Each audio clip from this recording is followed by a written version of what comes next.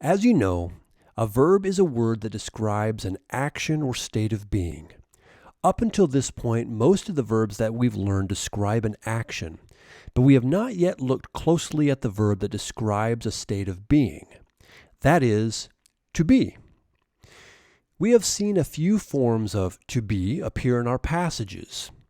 Remember when Cicero wrote to his wife, "I am sad, far from my family." Sum means I am. Or, Mars est Deus. Mars is a god. Est means is, as in she, he, it is. And Druides sunt viri magni. The Druids are great men. Sunt means are, as in they are. The verb to be is an irregular verb.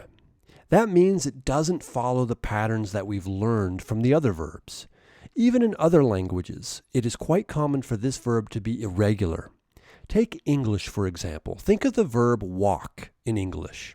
The forms are I walk, you walk, she walks, etc. It follows the normal pattern.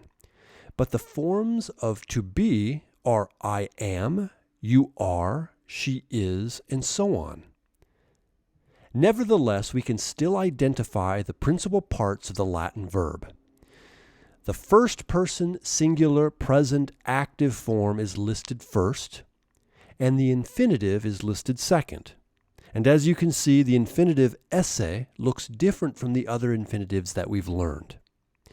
Here are all the singular and plural forms of sum as given in the chart in your book. It's important that you take time to learn these. They are sum, es, est, summus, estis, sunt. The translations are obvious, but I want to point out one possible translation in the third person forms. Notice that there is and there are possible translations. Let's look at how this might work. Liber est in casa is translated as the book is in the house. However, it is possible to translate it as there is a book in the house.